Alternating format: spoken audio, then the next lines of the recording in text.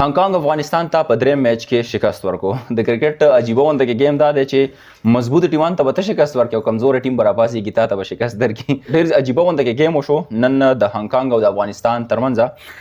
افغانستان پهله ټاس ګټلی و او د بیټینګ فیصله یې کړې وه. د هغې په جواب کې په 19.5 اوور کې 131 رن ټارګټ افغانستان هانګ ته ورکړی او هانګ دغه میچ چې کوم دی په 19.3 اوور کې دغه میچ چیس کو د 15 وکټو په نقصان سره.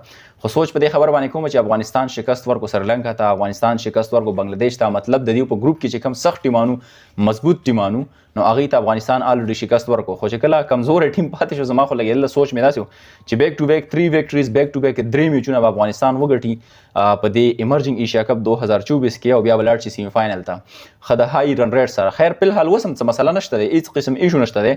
خو خبره دلته کې دا ده چې هانګ ډېر زیات یو کمزور ټیم دی بنسبت افغانستان ایر ټیم. خو بیا یو داسې کمزور ټیم نه به میچ وبیلې چې ستا په خپله باندې هم یقین نه راځي. افغانستان چونکې هانګ نه میچ بایللی دی، په دې کې اولنۍ مسله خو د بیټینګ نه ده. صدیق الله اتل خپل چې کوم کیل دی او خپل حق دی د گیم هغه په خپله باندې ادا کړی دی.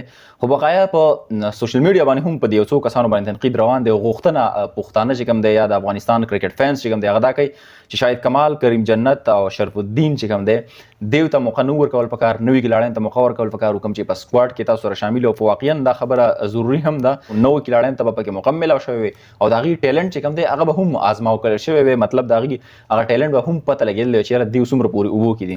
نو دا دیو سره یو فری میچ و، څه قسم مسله دلته کې نشته دی. خو خبره هلته کې جوړېږي چې کله ته د یو کمزوري ټیم نه میچ وبیلې.